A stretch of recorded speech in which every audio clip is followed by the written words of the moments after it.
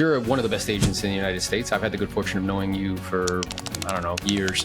And my experience of you is that you're very diligent, very hardworking, 60, 70 plus deals a year on a consistent, regular basis through active, proactive prospecting. And through no fault of yours, really, perhaps there's a little bit, marketplace dynamics have shifted and changed. And we went from gangbusters, lines out the door, anything you list, it's like money in the bank, 30 offers to, the cost of money doubling, that affecting demand in a major way. Because we were saying like how your tendency in the past was to use like kind of stress as a mechanism to rise to the occasion. But at the same time, I think we also have to be careful of subconsciously creating that stress for ourselves. It's just a matter of not letting your foot fully off the pedal. There's a reason why. There is 100% a reason why somebody invented the cruise control button. At the same time, when you're utilizing the cruise control button, what happens if you put your foot on the throttle?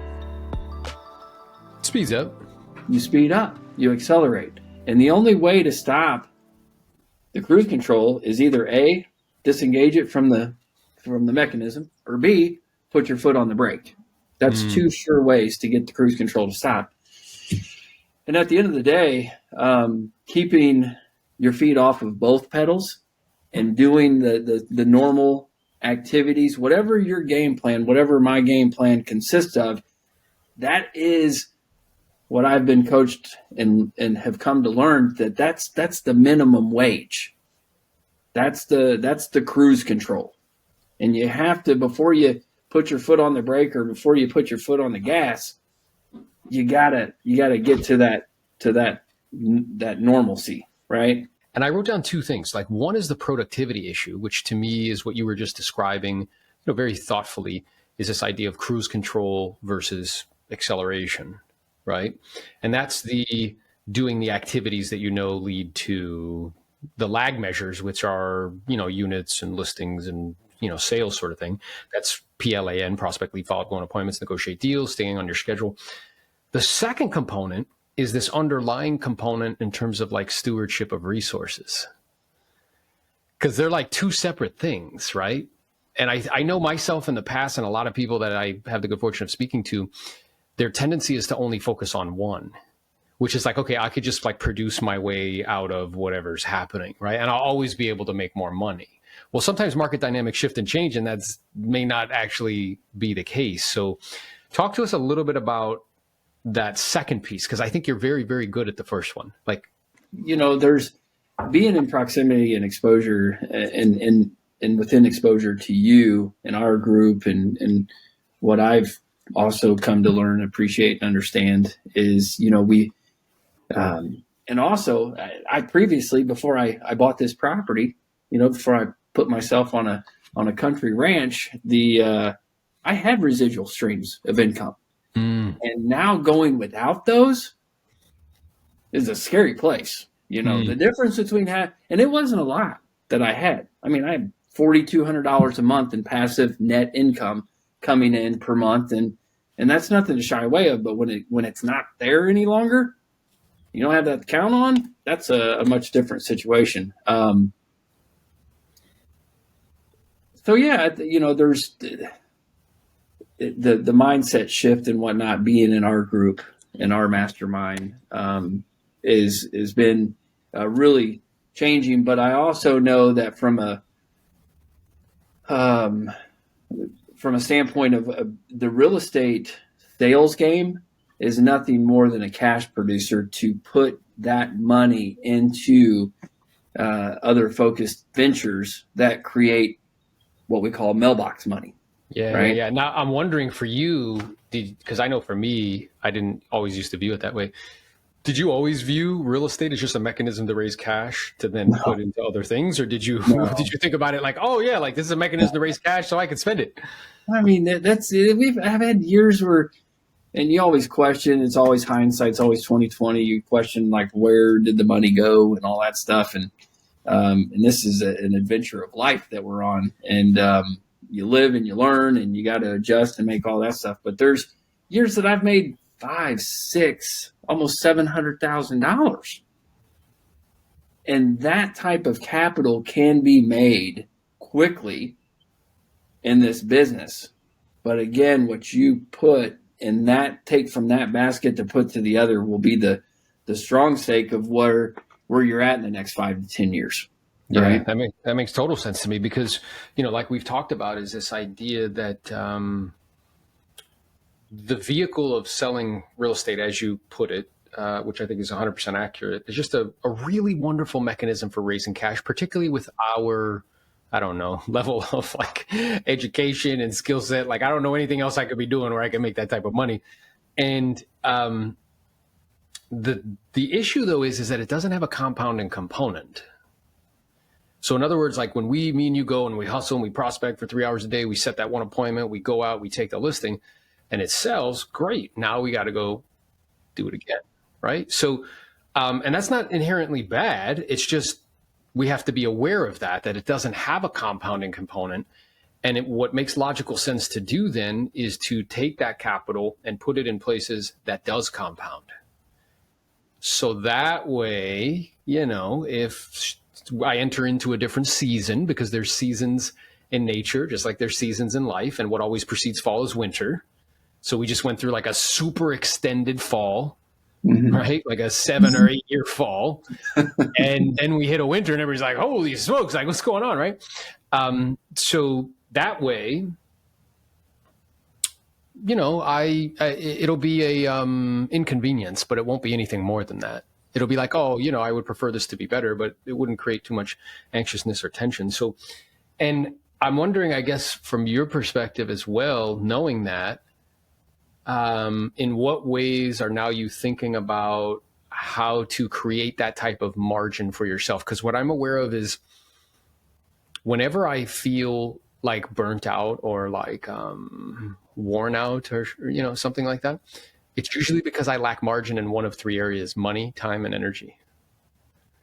And the more margin I have in those 3 areas, really margin is just space, right? It's the difference between what I need and what I have. And then how are you, from a mindset perspective, like charging forward? So you're like, okay, this is what's true. I accurately assessed the reality. I learned from that experience. Now I'm going to charge forward in this direction. So like, I don't think things happen to you. I think they happen for you. So like, in what ways do you think that like this kind of happened for you? And then also, what's the kind of meaning that you're giving it, and how are you charging forward in the direction that you want to create for yourself and your family? Well, and by nature, I feel like I'm an expressive personality. I have a positive, half glass full at all points type mentality, and I think it's given me an opportunity to step back and reflect on my life, on my business, where I'm at currently, and to re-engage what I truly see as my future, per se. From a residual standpoint, from what we want to acquire, investments, things of that nature. And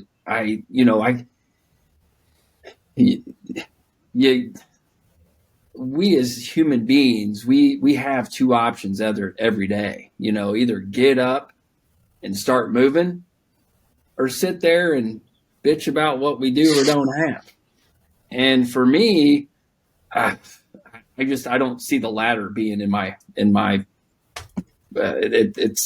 it's time to grind. It's time to grind. You put yourself in this seat, get yourself up off of it, get out of it. Yeah. And the biggest thing is, for me, affirmation stuff help out a ton. Having affirmation partners help out a ton.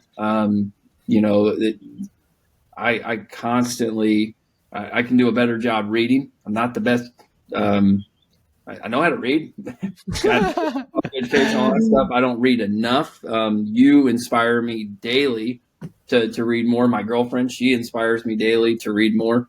But I listen to, literally, if we opened up my TikTok, if we opened up my Instagram, the only people that I follow are positive, influencing people. You get what you fill your mind with.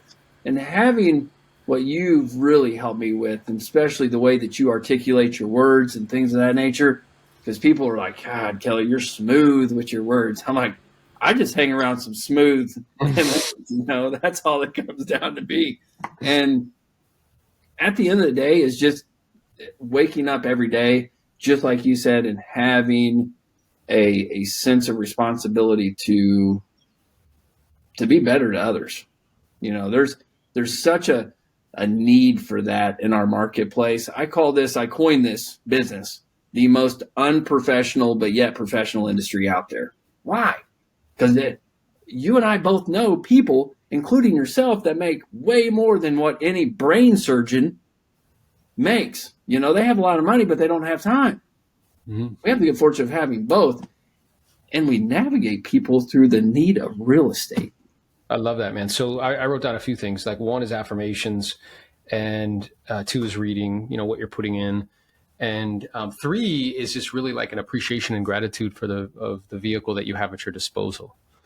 You know, I took a mission trip to Haiti, and I remember when I went there, like, I was forever changed because, you know, I would come back here and people were like, "Oh, like, it's so tough," and I'm like, "Nope, you're not gonna, you know, you're not gonna sell me on that, man." Like, I've seen like really, really tough, the poorest country in the Western Hemisphere, and I recognize, like, wow, you know, I don't have to do this; I get to do this.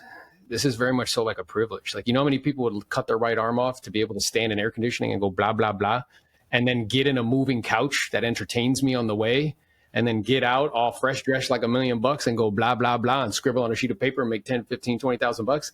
Like, that's an unbelievable opportunity. And whenever I find myself kind of feeling, I don't know, like trapped or like, oh, like kind of drudgery, it's because I'm no longer focused on the opportunity and I'm focused on the obligation.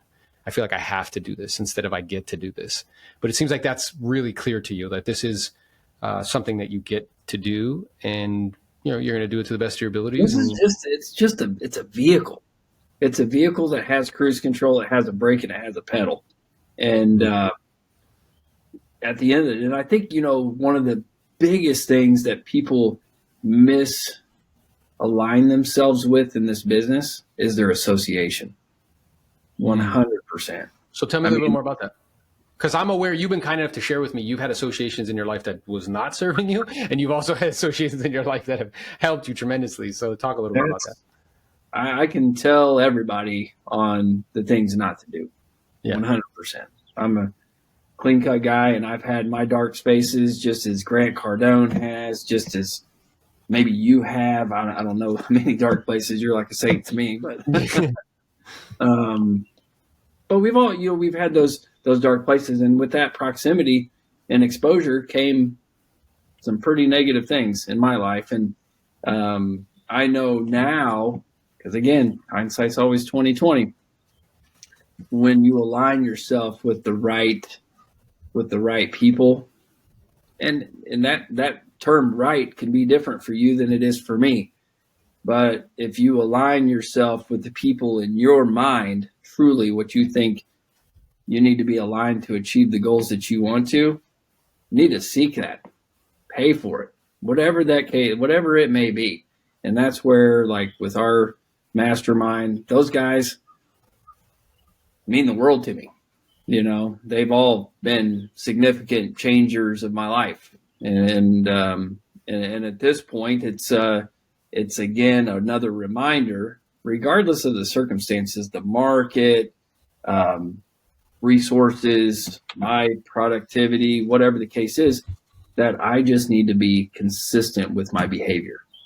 And this business, that people have this persona of being just, oh my gosh, I want to do real estate. It's so pretty. It's so attractive.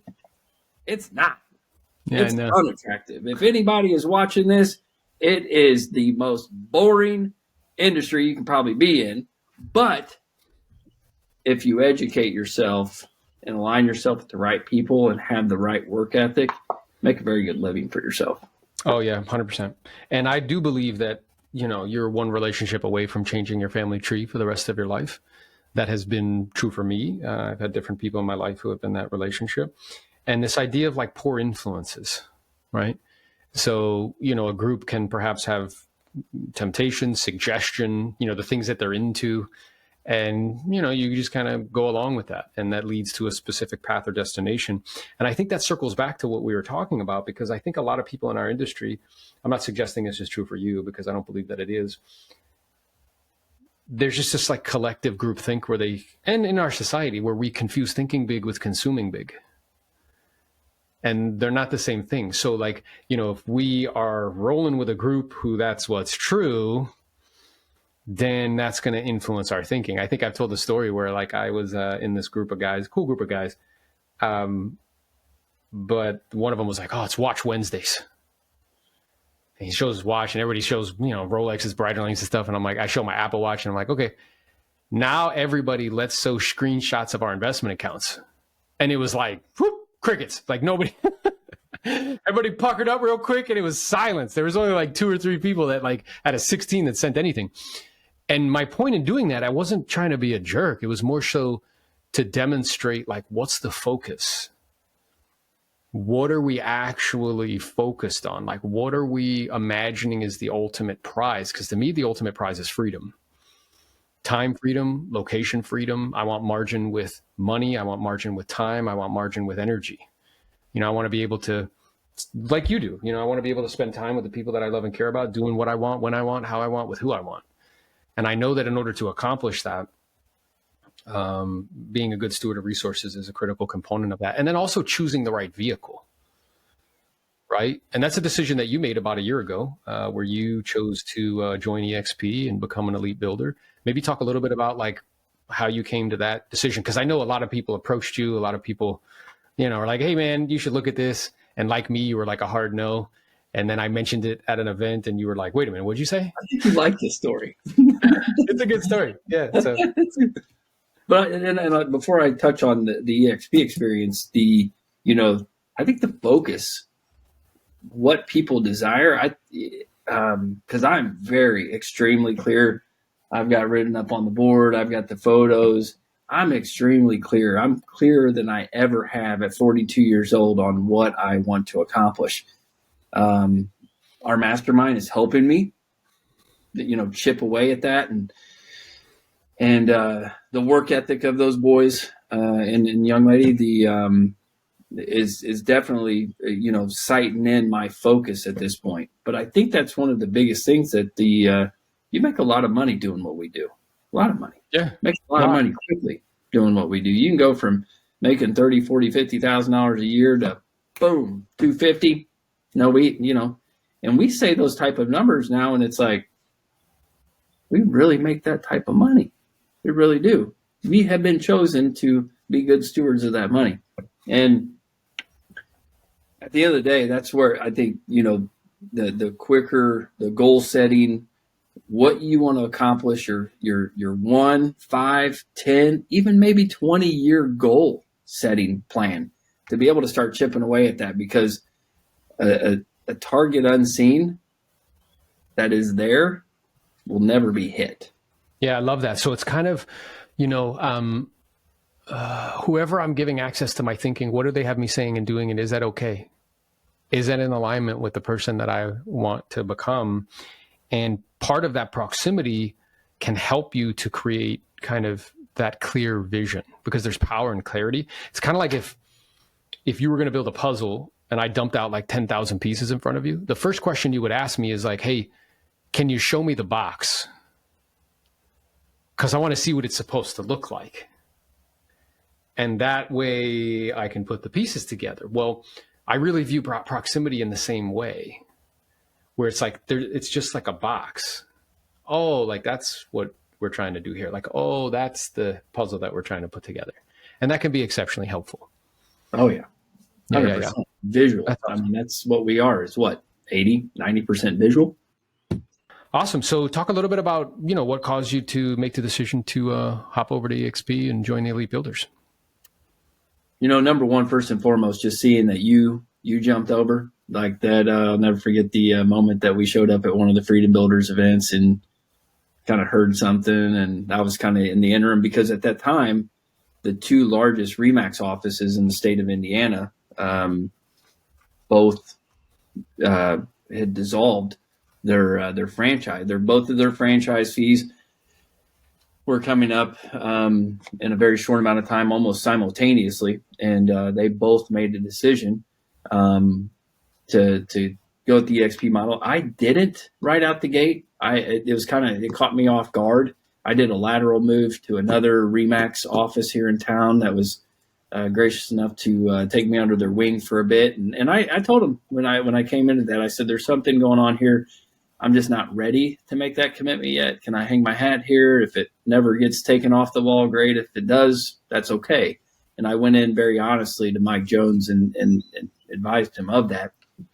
And at the end of the day, when I saw that you had made the commitment that you did, I don't want to say that I'm a follower, but sometimes it just takes the presence of another man to kind of kick you off your stump, or we would never progress. We never would. And for me, all of the things that come along with EXP,